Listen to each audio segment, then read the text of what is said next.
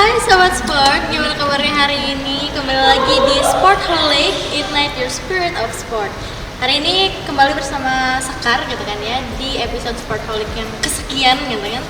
Seperti biasa, Sportholic akan menghadirkan informasi seputar dunia olahraga baik dari dalam negeri maupun luar negeri. Tapi selain itu, Sekar di sini nggak sendirian karena nantinya akan ada bintang tamu yang akan berbincang-bincang bersama kita di sini gitu kan, membahas salah satu bidang olahraga khususnya UKM di Universitas Brawijaya. Langsung aja kali ya kita kenalan sama narasumber kita hari ini. Halo. Halo Kak Sekar.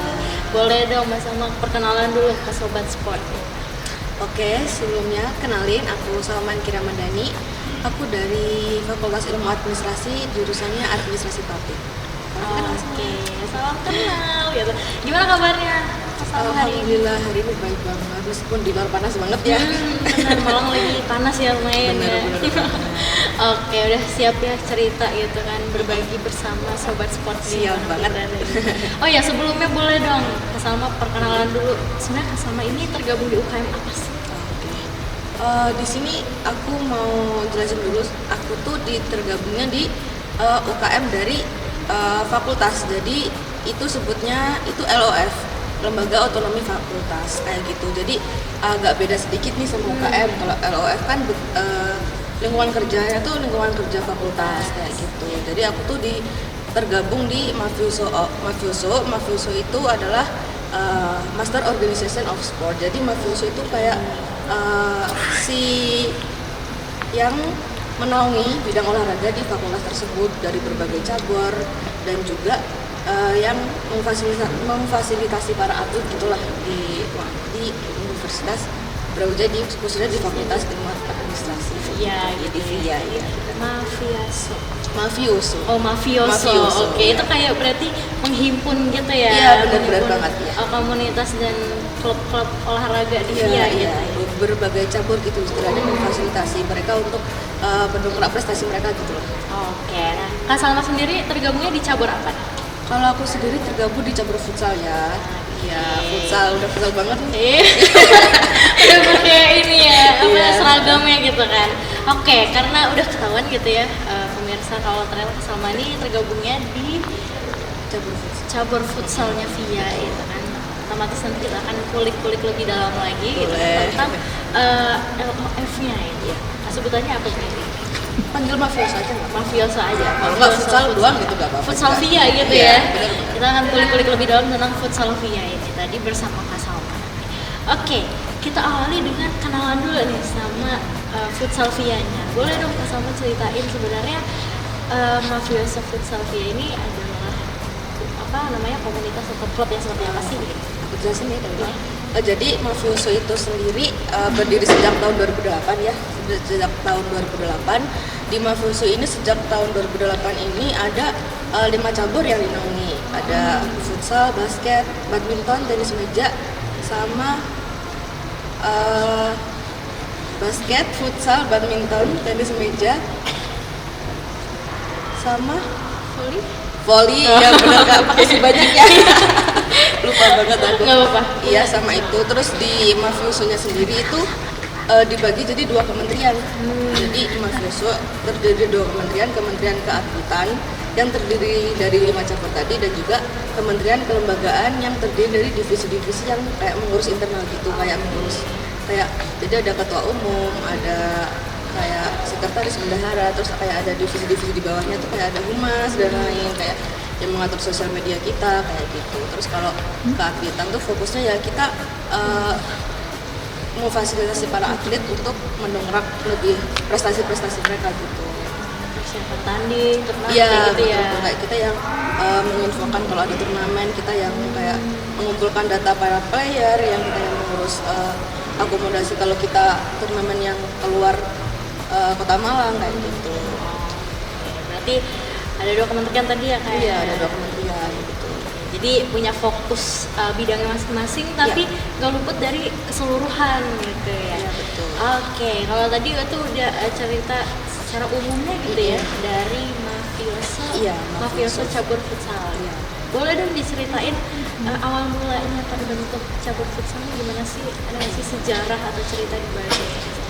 Sebenarnya Mafioso sejak tahun 2008 kan kayak tujuannya kan untuk menghimpun, untuk mewadahi para atlet-atlet di VIA kan. Jadi pada awal itu pada tahun 2008 tuh fokusnya ada 5 cabur doang nih yang aku sebutin tadi. Nah, futsal juga termasuk satu di dalamnya. Tapi seiring berjalannya waktu si cabur-cabur yang dinaungi ini semakin bertambah. Jadi bukan hanya 5 cabur ini, di divisi tetap 5 cabur, tapi di kementerian ini tuh kalau ada dari pemain atau atlet VIA yang ingin menyalurkan atau ingin aku pengen ikut turnamen ini nih, nah mereka bisa lapor ke Mafioso, terus nanti kita membantu untuk kayak pemfasilitasannya gitu, kayak nanti di sana kita berangkat tanggal berapa, terus nanti berkas-berkasnya kita bantu. Kan yang terbaru dari Mafioso ini itu ya kayak e-sport kan lagi naik kan. Iya, iya. Kita lagi merilis itu e-sport itu. Dan untuk futsal sendiri udah jalan dari 2008 dan udah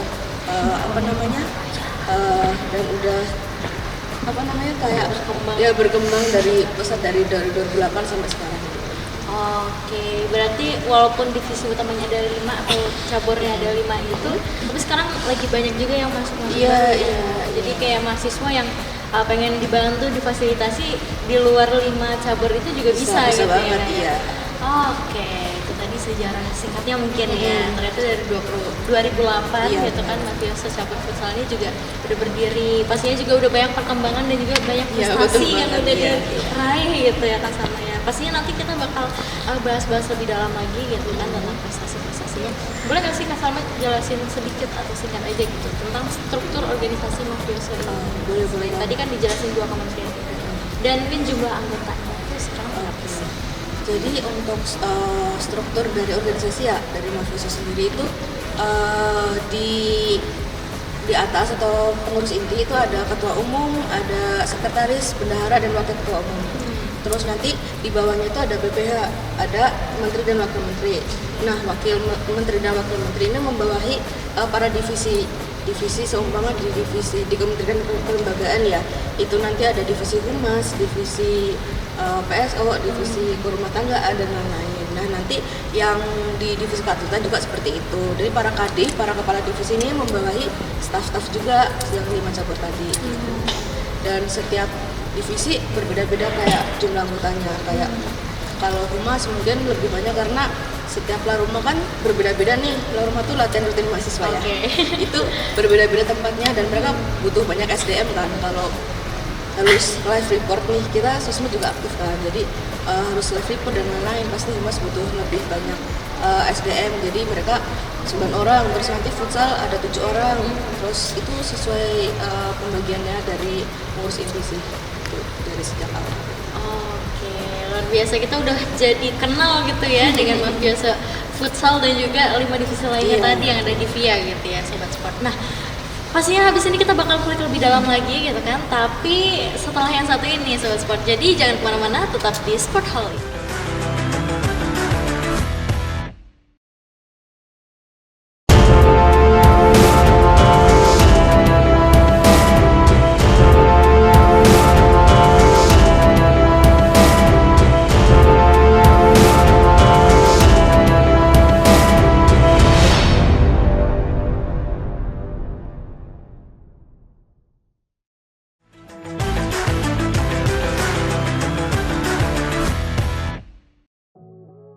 Sobat Sport, welcome back to Sportholic. Masih bersama Sekar dan Salma di sini yang jadi narasumber spesial kita hari ini. Tadi kita udah kenalan gitu ya sama Mafioso di VIA. Iya. Nah, mungkin karena tadi agak nyambung sedikit ya dari obrolan segmen pertama. Kalau tadi Salma udah nyebutin anggota keseluruhan gitu ya, betul. Masing-masing divisi beda. Kalau di futsalnya sendiri tuh sekarang ada berapa sih jumlah anggotanya? Oke, dari di futsal itu sekarang ada 7 orang ya. Jadi yang pertama tuh ada kepala divisi aku. Nah, terus ada aku sebagai manajer futsal putra, terus ada temen aku manajer futsal putri, dan ada 4 koordinator lapangan. Tapi kalau untuk atletnya sendiri ada berapa? Wah, kalau atlet udah nggak terhitung ya, kayak Banyak ya? Iya, soalnya setiap turnamen tuh pasti berbeda, maksudnya kita bakal ada seleksi lagi dan bakal ada atlet yang keluar masuk sesuai performa mereka sendiri kan. Jadi kayak uh, setiap pelatihan rutin, kalau setiap pelatihan rutin paling 20 orang ya yang datang. Kalau pelatihan rutin 20 orang datang, tapi setiap turnamen itu pasti berbeda-beda sesuai dengan kebutuhan atau persyaratan dari turnamen tersebut. Kayak kadang kita turnamen di Jogja nih, kita persyaratan pemain hanya 12, tapi pas kita turnamen ke Jakarta kemarin di UI, pas di UI kita bawa 15 pemain. Jadi setiap pertandingan atau turnamen itu pasti berbeda-beda persyaratan. Kita juga menyesuaikan dari para atlet juga, kita juga menyesuaikan dari coach juga. Oke, jadi kalau dipikir-pikir kalau di jumlah itu banyak banget gitu ya, udah Iya, banyak iya, banget gitu ya benar-benar. atletnya Iya. Mafioso Futsal ini. Oke, nah kalau dari kegiatannya sendiri, sebenarnya kegiatan apa aja sih yang ada di Mafioso Cabur Futsal ini? Iya, khusus di cabur futsal aja ya. Jadi di cabur futsal tuh ada beberapa kegiatan yang rutin dilakukan nih. Kayak yang udah aku sebutin tadi, Laruma, latihan rutin mahasiswa. Nah, pas latihan rutin itu kita seminggu itu pasti ada 2 kali latihan rutin untuk menjaga performa pemain kan ya, biar nggak terlalu kaku nih kalau Iya. mau main. Jadi seminggu 2 kali. Terus untuk jamnya kita sesuaikan lagi, kan kita pas di belum ada lapangan futsal ya, jadi kita pasti pakai lapangan luar. Kita sesuaikan juga dengan jam sewa di luar dan juga jam available dari coach kayak gitu. Biasanya kita Senin jam 8, kadang jam 9, kadang jam 7, jadi kayak nggak tentu gitu. Kita yang tentu itu seminggu udah 2 kali, tapi kalau ada latihan tambahan atau sparring kayak gitu itu beda lagi. Nah kalau tadi disebutin kegiatan yang paling penting itu Laruma itu tadi ya. Kalau jenis pelatihannya sendiri tuh ada yang beda-beda nggak sih atau cuma jenis satu jenis pelatihan aja gitu? Kalau pelatihan sendiri, sebenarnya kegiatan kita tuh nggak melulu pelatihan ya, karena kita butuh bonding nih antar atlet biar chemistry mereka pas main itu dapat. Kita butuh bonding antar atlet, kita juga butuh bonding nih antar pengurus sama atlet supaya kalau mereka punya keluh kesah kita bisa bantu mereka gitu loh. Jadi kayak kalau pelatihan sendiri nih, pelatihan yang paling utama tuh ya Laruma itu tadi, kita paling yang paling jadi fokus dari pelatih itu ya fisik kita kan main pasti di lapangan yang luas, lapangan lebar, terus fisik, terus kadang skema permainan, gameplay dan gitu. Jadi kita untuk jadwal latihan kita pasti sesuaikan dengan coach. Kita sebagai pengurus tuh lebih untuk memfasilitasi mereka aja kayak gitu sih. Jadi mempersiapkan gitu ya, apa aja yang dibutuhin buat turnamen, buat latihan, kayak itu pengurus yang ngurusin itu gitu. Oke, dan tadi kita udah bahas kegiatan-kegiatan yang ada di cabur futsal, terus juga pelatihan seperti apa. Boleh dong diceritakan atau dibagi ke sobat sport gitu. Prestasi apa aja sih yang udah dicapai oleh cabur futsal sejauh ini? Oke. Jadi untuk prestasi ya, aku fokus di cabur futsal aja ya. Untuk prestasi kita tuh di tahun 2018 itu kakak-kakak kita yang aku belum masukkan ya, kakak-kakak kita itu juara 2 di Liga Visip UI yang di Jakarta. Itu kan juga termasuk salah satu turnamen yang bergengsi juga kan di Jakarta di Visip UI. Terus juara 1 di itu kayaknya sempat hat-trick atau gimana, aku kurang tahu. Jadi juara 1 IST itu turnamen nasional juga, yang ngadain tuh FEB sini, FEB UB, tapi tingkat nasional. Dan itu tuh si pesertanya atau tim-tim yang gabung tuh udah kayak tim-tim kuat gitu loh. Jadi kayak bangga banget dia bisa juara di situ. Iya, gitu ya. benar banget. Itu tahun 2018 juga. Terus karena skip COVID ya, jadi tahun 2022 itu Via juga juara 1 di futsal putra sama sepak bola, sama juara 1 di WASB Festival. Itu turnamen yang diadain oleh WASB UB, WASB unit aktivitasnya UB itu. Terus di 2023 kemarin itu sepak bola kembali juara 1, terus futsal putranya runner up di WASB Festival juga. Banyak banget ya prestasinya, luar biasa. Maksudnya kayak ini kan unit olahraga fakultas juga ya, jadi termasuk ya bangga banget lah ya pastinya ya sebagai bagian dari apa namanya cabur futsal yang ada di VIA juga gitu ya. Semoga bisa berlanjut lah tahun ini kita juara lagi, amin. Tapi kalau dari sekian banyak prestasi itu tadi, ada nggak yang kamu emang ikut jadi atletnya dulu? Atau pengen tahu dong persiapannya tuh seperti apa sih? Kalau aku yang menjadi atlet tuh aku sempat aku kan atletnya kan bukan atlet yang profesional yang ikut program atau apa ya gitu. Kemarin cuma sempat ikut bantuin futsal putri dari atlet juga kemarin pas runner up di Oslo Festival itu. Itu terus tadi persiapan. Iya. Persiapan turnamen ya.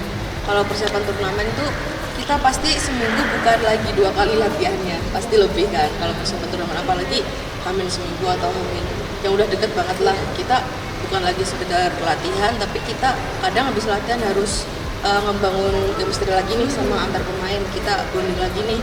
Jadi habis latihan kita bakal kayak ngumpul-ngumpul, ataupun habis latihan kita main kemana, kalau nggak pas free nih fisik yuk, kalau nggak ternyata tuh pada ngajak fisik sendiri biar kayak memperkuat mereka sendiri gitu loh. Jadi kalau mau turnamen kita banyak-banyakin sparring, kita banyak-banyakin fisik, kita banyak-banyakin kayak ngumpul bareng kayak gitu biar pas turnamennya lah nanti kita udah chemistry udah dapet, terus fisiknya udah kuat dan skema permainan juga udah asik gitu.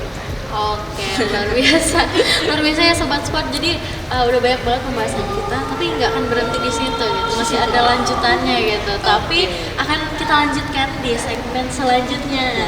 Jadi Sobat Sport jangan kemana-mana, tetap di Sportholic setelah yang satu ini.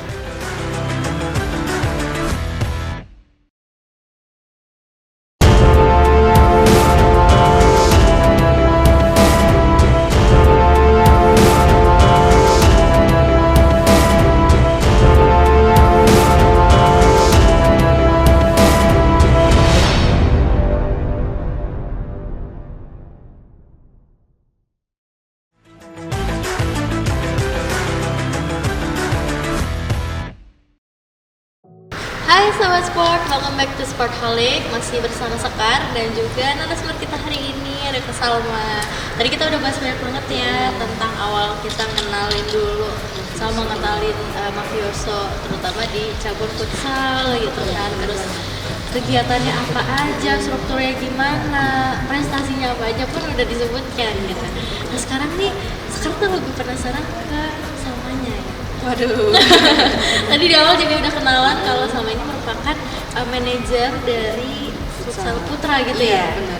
Di Mafioso. Boleh dong diceritain kok bisa sih jadi manajer futsal putra gitu? Awalnya apakah memang tertarik untuk menjadi manajer atau gimana tuh cerita awalnya? Jadi aku tuh jadi manajer putra udah 2 tahun ya. Dari 2023 sampai sama tahun ini. Jadi aku gabung di Mafioso itu 2022 di akhir itu, tapi aku belum di manajer futsal, masih di bagian kelembagaannya. Malah aku pertama kali masuk Mafioso itu di kelembagaannya malah. Terus habis itu ada info fun futsal nih, ada fun game futsal. Terus aku kan SMA pernah main futsal paling tapi sebentar doang, sebulanan kayaknya gitu kan, pernah main futsal. Terus akhirnya aku ikut fun futsal itu, terus ketemu sama nih teman aku nih, si manajer futsal putri ya, teman aku. Terus mereka lagi nyari manajer putra kan, soalnya tahun depan nih kayaknya manajernya udah mau lulus kalau apa gitu masalahnya. Pokoknya udah selesai udah gitu selesai ya? Nih tugasnya. Terus kamu Sal daftar aja langsung pas staff tetap, pas tahun depan daftar aja tuh futsal. Ya wes oke. Akhirnya aku akan juga suka banget di futsal kan. Terus ya udah aku daftar futsal di tahun 2023 tuh daftar futsal. Terus satu periode selesai, terus 2024 aku mutusin buat lagi ini. Soalnya pada pas tahun 2023 tuh target-target yang mau kita capai belum rezeki lah, Belum terpenuhi. Iya belum terpenuhi juga. Terus aku pengen mudah-mudahan tahun ini sebagai manajer putra, target-target atau apa yang mereka ingin dicapai, apa yang aku capai itu bisa tercapai. Oke, menarik banget. Berarti awalnya tuh bukan yang kayak serius banget aku pengen jadi manajer, emang ini posisi yang aku inginkan gitu. sebenarnya belum pas di staff muda dulu. Maksudnya kan di Maksud magang dulu baru staff muda. Pas di magang tuh aku belum ke situ. Terus pas aku ikut Vanguard futsal aku kayak aku pasti bisa deh. Aku akhirnya masuk. Akhirnya sekarang ini menjadi Iya. jadi posisi. Oke, nah kalau dari pengalaman selama jadi manajer futsal putra gitu ya, ada nggak sih hal-hal menarik yang bisa diceritakan ke sobat sport, kayak dinamikanya atau serunya nge-manajerin Anak-anak ini ya. anak-anak futsal putra ini gimana sih? Boleh ya cerita? Kalau dinamikanya pasti naik turun banget ya kalau jadi manajer itu kayak setiap masanya pasti ada naik turunnya kan. Kita pasti nggak bisa kayak setiap mood dari masing-masing atlet juga beda. Kita harus bisa menjaga mood mereka, kayak memenuhi kebutuhan mereka juga waktu turnamen dan lain-lain. Apalagi ada suatu waktu kita turnamen di 2 tempat yang berbeda. Oke. Ya, barengan nih waktunya. Ada di Malang, ada yang di Jakarta. Wah, Kita jauh itu lagi. iya jauh kan. Terus kita manajer cuma satu nih. Nah terus bingung, terus akhirnya teman-teman korlap atau koordinator lapangan yang di Malang itu minta bantuan dong, urusin yang di sini sebentar aja. 2 pertandingan nanti pas setelah aku balik dari Jakarta sama teman-teman dari Jakarta langsung aku handle lagi. Terus alhamdulillah bisa tuh pas itu. Tapi sebelum itu kan pasti ada kayak pendaftaran kan, kita ngurus berkas pendaftaran, kita seleksi, kita pembagian pemain. Nah di situ yang sangat pusing ya. Karena iya kayak itu berbeda iya. di waktu yang sama. Apalagi kan di Jakarta kan tuh waktunya panjang. Terus kita kan mahasiswa kuliah kan mesti Iya. kita bakal ngurus surat dispensasi itu, kita ngurus ke fakultas, kita bikin proposal, istilahnya proposal buat naik ke sana, untuk berangkat ke sana, berangkat ke Jakarta gitu. Jadi ya dinikmatin aja dah. Selagi masih repot ya, selagi masih bisa dinikmatin aja kayak gitu. Oke, berarti lika-likunya cukup ini ya, berlika-lika gitu ya. Tapi berarti tugas dari manajer futsal putra khususnya tuh apa aja sih? Kalau mainly tugas manajer futsal putra itu kayak lebih ke manage dari futsal putra itu sendiri.